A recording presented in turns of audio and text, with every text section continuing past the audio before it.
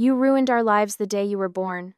My father's words cut through our kitchen like a surgeon's blade, delivered not in anger or frustration, but in cold, measured finality, as though he were reading a verdict that had been decided years ago and was only now being delivered.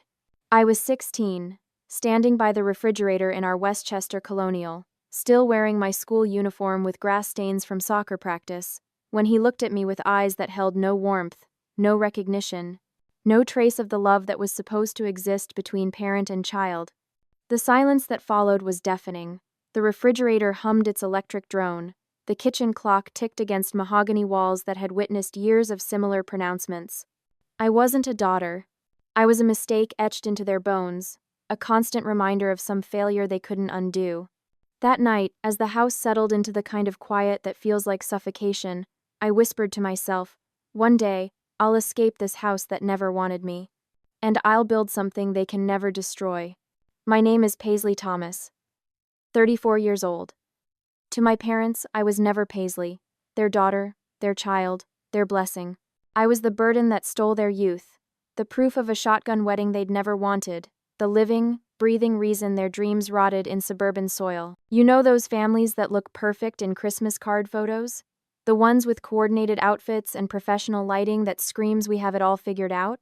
That was us. Except I was the crack in their porcelain facade, the mistake they spent 18 years trying to pretend was intentional.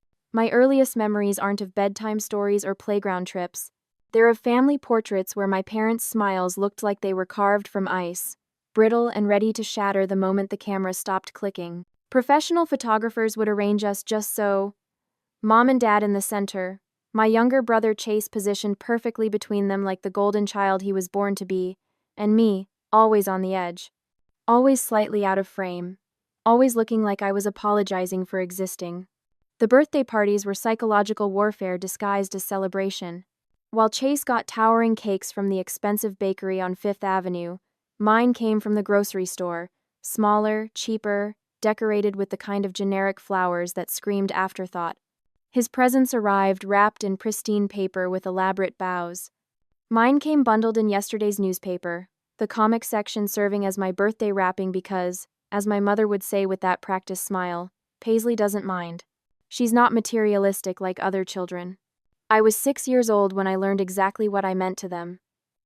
It was a Tuesday afternoon in our Westchester kitchen, all granite countertops and stainless steel appliances that reflected everything but warmth. I was coloring at the breakfast nook, trying to stay inside the lines of a princess coloring book Chase had gotten bored with, when the phone rang. My mother answered with her phone voice, the one she used for people who mattered, all honey and sophistication. I could only hear her side of the conversation, but every word carved itself into my 6-year-old memory like initials in a tree trunk. "Oh, you know how it is, Linda. Richard and I had such plans before." A pause. A laugh that sounded like breaking glass. If it weren't for Paisley, I'd be in Manhattan by now. Fashion week, gallery openings, the life I was supposed to have. Another pause. I stopped coloring, my crayon hovering over the princess's crown. She wasn't exactly planned, if you know what I mean. Some mistakes you just have to live with. That sentence didn't just hurt. It tattooed itself under my skin, becoming part of my cellular structure, the background music to every interaction I'd have with my parents for the next 12 years. I wasn't their daughter. I was their mistake. I wasn't part of their family. I was the reason their real family couldn't exist. Chase arrived 2 years later, and suddenly our house had oxygen again. Suddenly there were midnight feedings handled with gentle cooing instead of exhausted sighs. Suddenly there were baby photos that got framed and hung on walls instead of shoved into drawers. Suddenly there was a child worth celebrating, worth investing in, worth loving without condition. He was the redemption child, proof that my parents could create something beautiful when they actually wanted to. Every milestone he hit was met with applause, documentation, and phone calls to relatives who cared. His first word, his first step, his first day of school. Meanwhile, I existed in the background like wallpaper, necessary for the room to look complete but never actually noticed unless something was wrong. The family photos tell the whole story. Chase always in the center, bathed in natural light, my parents' arms wrapped around him like he was the most precious thing they'd ever held. And there I was, consistently positioned at the edges, often partially cropped out, my smile growing smaller and more forced with each passing year, as I learned that my presence was tolerated but never celebrated. School events were exercises in emotional neglect. Chase's soccer games drew both parents, coolers full of snacks, and cheering that could be heard 3 fields over. My dance recitals got my mother, arriving late with work calls she couldn't postpone, sitting in the back row checking her phone while I performed solos I'd practiced for months. Paisley doesn't need as much attention, she'd tell concerned teachers who asked why my father never came to parent conferences. She's very independent, self-sufficient. Not needy like most children. Independent, self-sufficient. Code words for emotionally abandoned but too young to understand what that means. The truth was, I didn't grow up unwanted. That would have been easier to understand. Unwanted suggests parents who simply weren't ready for children, who might have loved me if circumstances had been different. I grew up blamed for their early marriage, blamed for my mother's stalled career, blamed for my father's financial stress, blamed for every argument, every disappointment, every moment when life didn't match the vision they'd had for themselves before I came along and ruined everything. Every conversation in our house carried an undercurrent of resentment that had my name on it. When bills piled up, if we didn't have Paisley's expenses, when their friends went on couples vacations, we would travel more, but with Paisley's schedule. When they fought about money, about careers, about anything that wasn't going according to plan, everything changed when Paisley was born. I learned to make myself smaller, quieter, less expensive. I wore Chase's hand-me-downs even though I was a girl. I never asked for name-brand anything.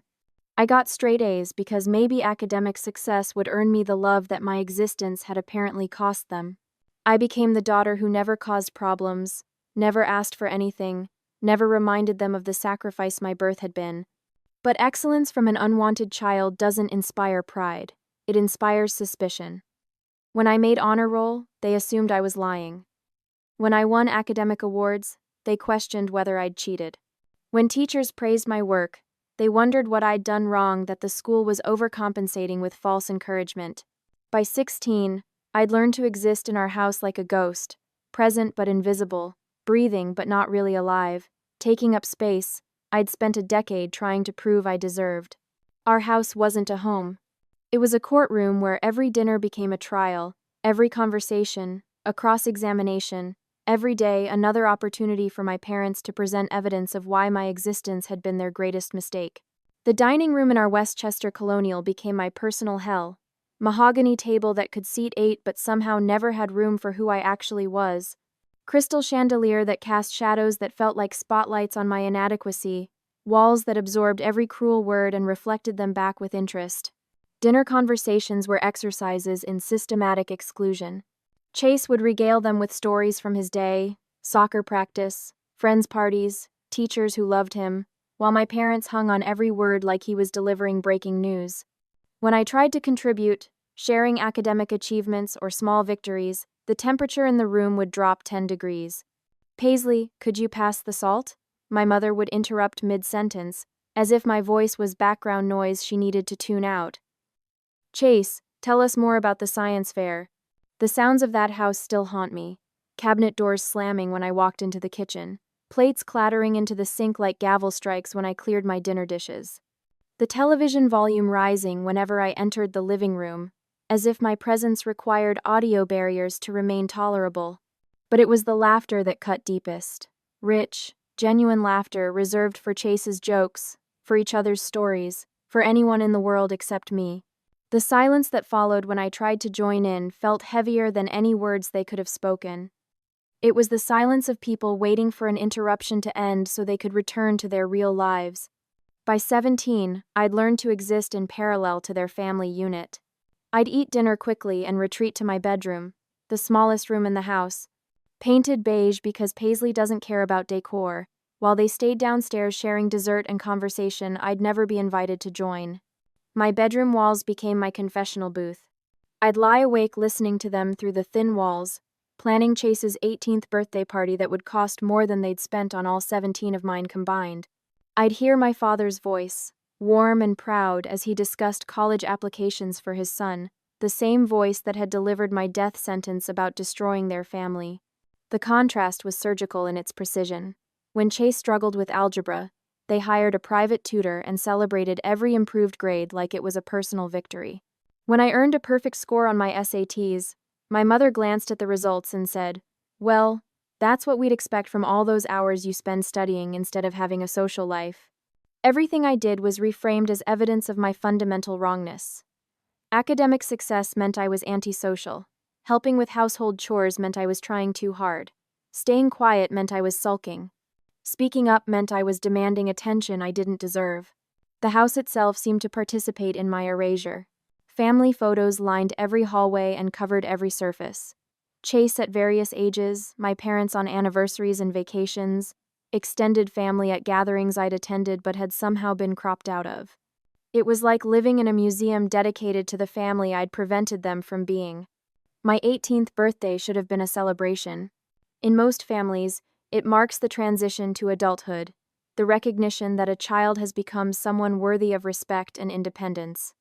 Instead, it became the final proof that I'd never been wanted in the first place. They'd invited extended family, aunts, uncles, grandparents who'd watched me grow up in the shadows of their golden grandson. The dining room was decorated with balloons and streamers, a cake from the expensive bakery that had never graced my previous birthdays. I thought maybe, finally, this was their attempt at making amends. Maybe 18 years of emotional exile had been preparation for this moment when they'd acknowledged that I'd survived their indifference and emerged as someone worth celebrating. The dinner was pleasant enough. Conversation flowed around the table like water around stones, occasionally including me in discussions about college plans and future goals. I began to relax, to believe that maybe this was the beginning of a different relationship with people I'd spent my entire life trying to earn love from. Then came the toast. My father stood up, his wine glass catching the crystal chandelier's light, his face wearing the kind of expression that should have warned me what was coming. The table fell silent as everyone turned their attention to the head of our family, expecting words of pride, of love, of acknowledgement that their daughter was becoming a woman. 18 years, he began, his voice carrying across the dining room like a judge delivering a verdict. 18 years of watching Paisley grow up in our home. A pause. Smiles around the table. My grandmother nodding approvingly. 18 years too long. The words hit the table like physical blows. Wine glasses froze halfway to lips. My grandmother's smile cracked. My mother's eyes widened not with horror at what he'd said, but with embarrassment that he'd said it in front of witnesses. But he wasn't finished. Here's to finally having our house back. To Chase heading off to Columbia in the fall and Paisley, well, Paisley finding her own way somewhere else. He raised his glass. The silence that followed was deafening. No one knew how to respond to a father toasting his daughter's exile on her 18th birthday. Even Chase, who'd spent 18 years as the favored son, looked shocked at the cruelty he'd just witnessed. I sat there, birthday tiara still perched on my head like a crown of thorns, surrounded by family members who'd just learned exactly how little I'd ever meant to the people who'd raised me. The cake sat uncut in the center of the table, its 18 candles flickering like tiny funeral flames. That night, after the relatives had left with awkward goodbyes and promises to stay in touch that we all knew would never be kept, I sat on my bedroom floor with a shoebox I'd hidden under my bed for months. Inside was every dollar I'd managed to save from birthday gifts, part-time jobs, and lunch money I'd skipped to afford the gradual accumulation of freedom. The ceiling fan hummed its electric lullaby as I counted bills that added up to $347, enough for a one-way bus ticket to anywhere that wasn't here, maybe enough for a week in a motel while I figured out what came next. One day, I'll buy a ticket out, I whispered to walls that had absorbed 18 years of my shame, my tears, my desperate attempts to become someone they could love, even if it's one way. The house settling around me sounded like applause, approval for a decision that would finally give my parents what they'd wanted since the day I was born. A home without the daughter who destroyed their dreams just by existing. Every wall in that house remembered my shame, my attempts to earn love that was never available, my years of believing that if I just tried harder, stayed quieter, needed less, maybe they'd see me as something other than their greatest regret. The night I left, I moved through our house like a ghost saying goodbye to the place that had never acknowledged I was alive. No dramatic suitcases or tearful letters left behind. Just me, a backpack stuffed with whatever fit, and $347 in crumpled bills that represented every sacrifice I'd made to buy my freedom $1 at a time. The house was quiet except for the grandfather clock in the foyer, ticking away the seconds of my childhood with mechanical indifference. My parents slept soundly in their master bedroom down the hall, probably dreaming of the peaceful mornings that would follow once their 18-year mistake finally removed herself from their lives. Chase's door was closed, his room dark, his Columbia acceptance letter probably still pinned to his bulletin board like a trophy they'd actually wanted to celebrate. I stood in my bedroom doorway for exactly 30 seconds, looking at the beige walls that had absorbed 18 years of my shame, my desperate attempts to become someone they could love, my tears over achievements they'd never celebrated and failures they'd never helped me overcome. This room had been my prison, but it had also been my laboratory. The place where I'd learned to survive on nothing, to expect less than crumbs, to find strength in the bones I'd picked clean. The floorboards creaked under my feet as I made my way downstairs, each sound amplified in the silence like gunshots announcing my escape, but no one stirred. No one called out to ask where I was going or if I needed anything. Even my departure couldn't wake them from the deep sleep of people who'd been waiting 18 years for this moment. The front door closed behind me with a whisper, not the dramatic slam you'd expect from someone walking away from their family forever. Just a quiet click that sounded like the period at the end of a sentence nobody had wanted to read. Outside, the world exploded into sensation. Street lights painted the wet pavement in gold and silver streaks. Car horns echoed in the distance like urban lullabies. Rain slicked the sidewalks, making everything shimmer with possibility. For the first time in 18 years, the air felt breathable, like my lungs were finally big enough to hold all the oxygen I'd been rationed my entire life. The 3 a.m. Greyhound to New York City cost $93, money that represented weeks of skipped lunches, birthday gifts I'd sold, and part-time job wages I'd hidden from parents who would have found ways to take them. The bus station smelled like industrial disinfectant and broken dreams, filled with people whose stories probably mirrored mine, refugees from families that had made them feel unwanted, survivors of homes that had never felt like home. I pressed my forehead against the bus window as we pulled away from Westchester, my tear-streaked reflection merging with the lights of a town I'd never see again. But these weren't tears of sadness or fear. They were tears of relief, of liberation, of finally understanding that I wasn't running away from something. I was running toward myself. New York City hit me like a physical force. 8 million people who didn't know I was supposed to be unwanted, countless opportunities for someone willing to work harder than everyone else, streets that hummed with the kind of energy that comes from dreamers who've refused to stay broken. The first month was survival in its purest form. I rented a corner of a basement apartment in Queens for $300, sharing space with 2 other girls who'd also fled small-town suffocation for big-city possibility. The ceiling leaked when it rained. The heat barely worked. Cockroaches skittered across surfaces when you turned on the lights. But it was mine, the first space in 18 years that didn't come with conditions, explanations, or apologies for taking up room. I found work washing dishes at Marco's Diner on Queens Boulevard, a 24-hour place that served coffee strong enough to wake the dead, and dreams to anyone desperate enough to believe them. The grease burned my hands raw, left permanent stains under my fingernails, made my hair smell like industrial cleaner and broken promises. But the work was honest, the pay was reliable, and nobody asked me to justify my existence or apologize for needing employment. The other dishwashers were like me, refugees from lives that hadn't fit, survivors of families that had made them feel like burdens instead of blessings. Miguel from El Salvador, who sent every spare dollar to children he hadn't seen in 3 years. Rosa from Brooklyn, who'd aged out of foster care with nothing but determination and a high school diploma. Tommy from Chicago, whose family had disowned him for being gay and poor and proud of both. We worked 12-hour shifts standing in steam and scalding water, our hands moving in mechanical precision while our hearts healed from wounds that had nothing to do with kitchen accidents. During cigarette breaks in the alley behind Marco's, we'd share stories that sounded like variations on the same theme, families who'd taught us we were too much trouble, too little value, too fundamentally wrong to deserve unconditional love. Nights were the hardest part. After shifts that left me bone-tired and grease-stained, I'd take the subway back to Queens, often falling asleep against windows that reflected a face I was still learning to recognize without shame. Some nights I'd wake up at the end of the line, miles from where I needed to be, walking streets that were safer than the house I'd grown up in. I ate peanut butter sandwiches for dinner more nights than I care to remember, my stomach cramping with hunger I'd learned to ignore because rent and MetroCard money came before groceries. There were nights when I'd lie on my mattress on the floor, listening to sirens and car horns and the sounds of a city that never slept, wondering if my parents had been right all along. Maybe I was the ruin. Maybe I was the mistake that destroyed everything I touched. Maybe the reason I was washing dishes in Queens instead of living in suburban comfort was proof that I'd never deserved better than scraps and silence. But ruin, I learned, is fertile ground, and I was finally in a place where I could plant seeds instead of apologize for taking up soil. I enrolled in community college, taking night classes after dishwashing shifts, studying by streetlight on subway platforms when I couldn't afford electricity in my basement corner. Business administration, accounting, marketing, practical subjects that would build a foundation stronger than the house that had never wanted to shelter me.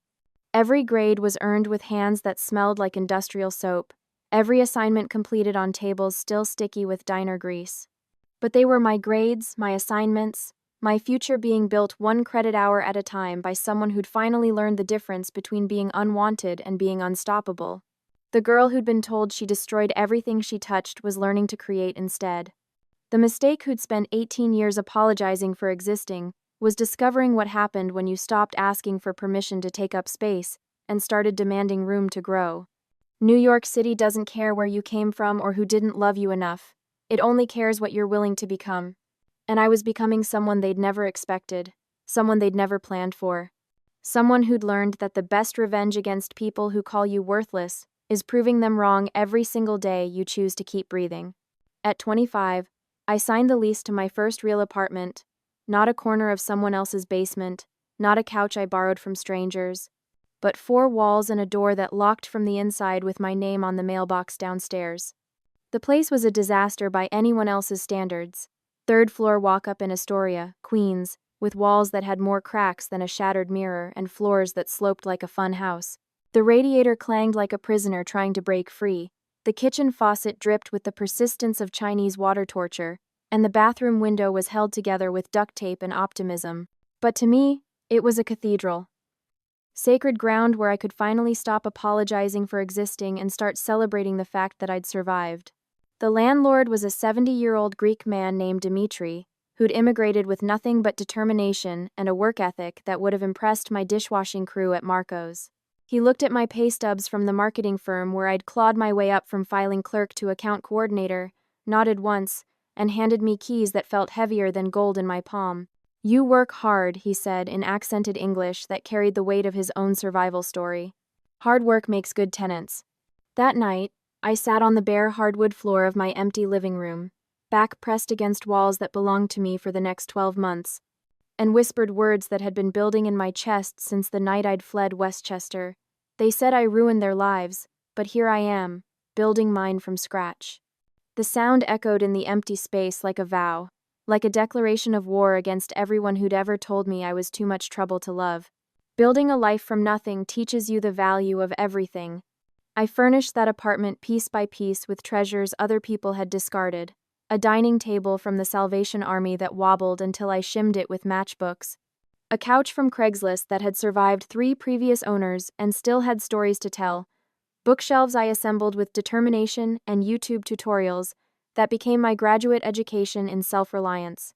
Every piece I carried up those 3 flights of stairs was a victory lap around the ghosts of my childhood. The kitchen table where I'd finally eat meals without criticism. The bed that was mine to sleep in without fear of judgment. The mirror where I could look at myself without seeing their disappointment reflected back. My days developed a rhythm that felt like music after 18 years of discord. Morning coffee brewed in a pot I'd bought myself, in a kitchen where nobody told me I was drinking too much or too little. Evening classes at Hunter College, where professors who didn't know about my family's rejection treated me like someone whose opinions mattered. Nights spent studying at that wobbly dining table under a lamp I'd assembled myself, building expertise 1 textbook at a time. The marketing firm where I worked was located in a midtown office building that made our Westchester colonial look like a suburban dollhouse.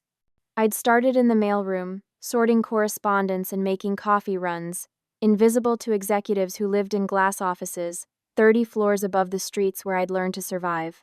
But invisibility had been my specialty since childhood. I knew how to watch, how to listen, how to absorb information without drawing attention to myself. While other entry-level employees complained about grunt work, I was studying the business like an anthropologist documenting a foreign culture. Client presentations became my film school. I watched account executives pitch campaigns to corporations with budgets larger than my hometown's GDP, memorizing their techniques, analyzing their failures, understanding the psychology of persuasion from the back row where nobody noticed the girl who'd started by opening their mail. My supervisor, Janet Rodriguez, was the kind of woman I'd never encountered in Westchester, successful, ambitious, and uninterested in apologizing for either trait. She'd built her career in an industry that preferred women to be decorative rather than decisive, and she wore her victories like battle armor against anyone who suggested she should be grateful for the opportunity to work twice as hard for half the recognition. "You're different," she told me 6 months into my tenure, watching me stay late to perfect a presentation deck that wouldn't be seen by clients for another week. "Most people do the minimum required to avoid getting fired. You do the maximum possible to avoid staying still." The observation hit differently than childhood praise I'd begged for and never received. This was recognition from someone who didn't owe me anything, who'd noticed excellence without being related to it, who saw potential in a girl whose own parents had seen only problems. My college graduation was a solo celebration. No family in the audience, no relatives to pose for pictures with the diploma that had cost me 5 years of night classes and weekend study sessions. But the absence didn't sting like it would have 7 years earlier. By then, I'd learned the difference between being alone and being free. I walked across that stage wearing a dress I'd bought with my own money, accepting a degree I'd earned with my own effort, surrounded by classmates who'd become the family I'd chosen instead of the one I'd been assigned. The diploma felt like vindication written in gold lettering on cream paper, proof that the girl they'd called a mistake had been the only one in the family with the determination to better herself. The promotion to junior account manager came with a salary that made my dishwashing days feel like ancient history, and an office with actual windows that looked out over a city that had adopted me when my own family had rejected me. I bought my first car, a used Honda with 100,000 miles and more personality than reliability, and spent an entire Saturday afternoon just driving around Queens, marveling that I owned something with an engine and 4 wheels, and the freedom to take me anywhere I wanted to go. The friends I'd collected along the way were nothing like the family I'd grown up with. Rosa, my old dishwashing colleague, who'd used her savings to open a food truck that served the best empanadas in Long Island City. Marcus, a photographer from Hunter College who'd documented my journey from survival to success in black and white portraits that captured the strength I'd built in the bones they'd tried to break. Sophia, my upstairs neighbor, whose laughter could be heard through the thin walls but who never complained when my late-night studying kept her awake. These were people who'd chosen me without obligation, who celebrated my victories without resentment, who'd created space for the person I'd become instead of punishing me for the child I'd been. Our dinner parties in my wobbly-tabled apartment were louder and messier and more joyful than any meal I'd eaten in Westchester's perfectly appointed dining room. Every achievement became a brick in the wall I was building between myself and the voices that had haunted me since childhood. Each paycheck with my name printed across the top, each client presentation that landed a new account, each night I fell asleep in an apartment where nobody had ever told me I was unwanted.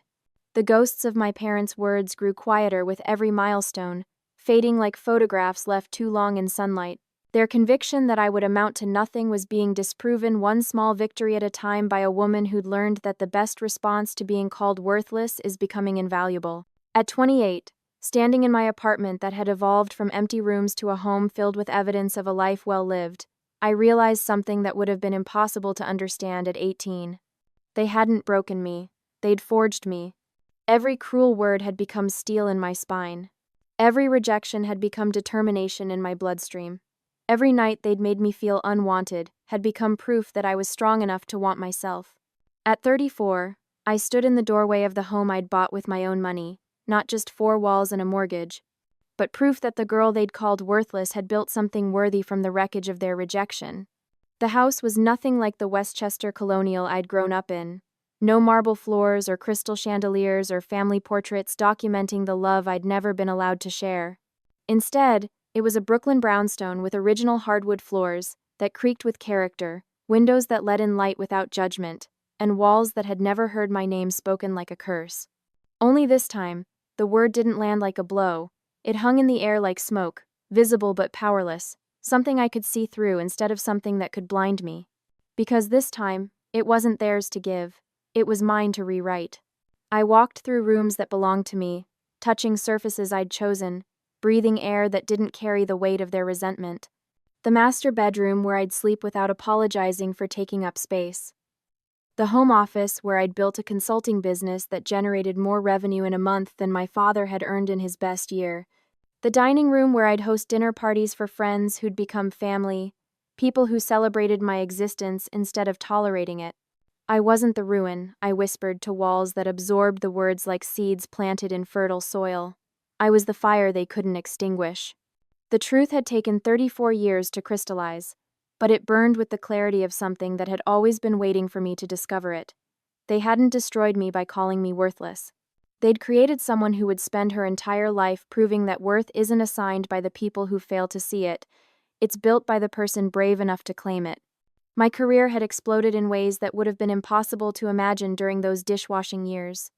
The marketing firm where I'd started as a mail clerk had promoted me to senior vice president before I'd turned 30, recognizing expertise they'd helped me develop from the ground up. But corporate success had been preparation, not destination. At 31, I'd launched Thomas Consulting, specializing in brand rehabilitation for companies that had lost their way. Businesses that had been written off by competitors, dismissed by investors, counted out by industries that had decided their stories were finished. I helped them rewrite their narratives, rebuild their reputations, and reclaim market share that everyone else had assumed was gone forever. It was work that felt like autobiography. Every failed company I resurrected was practice for the woman I'd been becoming since the night I'd chosen survival over surrender. The friendships I'd cultivated had evolved into chosen family that functioned better than any blood relations I'd ever known. Rosa, who'd expanded her food truck empire into 3 restaurants across Queens and Brooklyn. Marcus, whose photography now graced galleries in Manhattan and museums in cities I'd dreamed of visiting when I was washing dishes for minimum wage. Sophia, who'd become my business partner and best friend, whose apartment above mine had turned our brownstone into headquarters for lives we'd built from nothing. We celebrated holidays together in ways my childhood had never modeled. Thanksgiving dinners where gratitude was genuine instead of obligatory. Birthday parties where gifts were chosen with care instead of resentment. New Year's Eve toasts where resolutions felt possible instead of pointless. These were people who'd seen me at my worst and chosen to stay anyway, who'd witnessed my struggles and offered help instead of judgment, who'd celebrated my victories, without keeping score or maintaining tallies of who deserved what level of happiness. They'd taught me that family isn't about blood or obligation or shared last names. Family is about people who show up when you need them, who make space for who you're becoming instead of punishing you for who you've been, who understand that love is something you give freely instead of something you earn through performance. On a Thursday evening in October, I stood on my back deck with a glass of wine that cost more than I'd spent on food in entire weeks during my early years in Queens. The Brooklyn skyline stretched before me like a promise kept, all lights and possibility and proof that cities adopt people that small towns reject. The air smelled like autumn and second chances. Somewhere in Westchester, my parents were probably eating dinner at their mahogany table, discussing Chase's latest achievements or their retirement plans or anything that didn't include wondering what had happened to the daughter they'd driven away with cruelty disguised as honesty. I wondered sometimes if they ever thought about me. If they'd Googled my name and discovered the business I'd built, the success I'd achieved, the life I'd created from the ashes of their rejection. If they'd realized that the daughter they'd called their greatest mistake had become someone who turned other people's failures into triumphs for a living. But their opinion had stopped mattering somewhere between my first promotion and my first real apartment, between learning to love myself and learning to be loved by people who saw value instead of problems when they looked at me. The wine tasted like victory, like vindication, like the kind of sweetness that comes from surviving people who never wanted you to succeed and succeeding anyway. I raised my glass to the city that had given me everything my family had withheld: opportunity, recognition, respect, and the chance to become someone who could stand in her own doorway and feel proud of what she'd built from the rubble of other people's cruelty. "You tried to bury me," I whispered into the fading light, my voice carrying across the garden where flowers bloomed because I'd planted them, not because someone had told them they were allowed to take up soil. But I was the seed. The words hung in the October air like a benediction, like forgiveness I was finally ready to give myself, like the closing argument in a case I'd been building for 16 years against people who'd tried to convince me I was the defendant instead of the plaintiff. They'd said I ruined their lives by being born. But life isn't about who curses your beginning, it's about who has the courage to claim their own ending. And I was just getting started.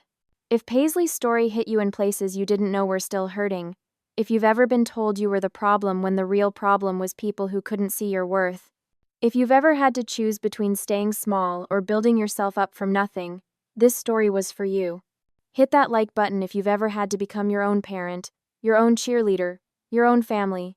Subscribe and turn on notifications because next week, we're diving into another story about someone who refused to stay buried when life tried to plant them 6 feet under. Share this with someone who needs to remember that being rejected by people who should have protected you doesn't mean you're unprotectable. It means you get to learn how to protect yourself. Drop a comment and tell me about a moment when you chose to plant flowers in the soil of your own resilience. Remember, you don't need permission from people who hurt you to heal from what they did. You don't need approval from people who abandoned you to build something beautiful. And you definitely don't need forgiveness from people who were wrong about you to know that you were right to survive them. Paisley wasn't the ruin. She was the seed that grew in impossible conditions.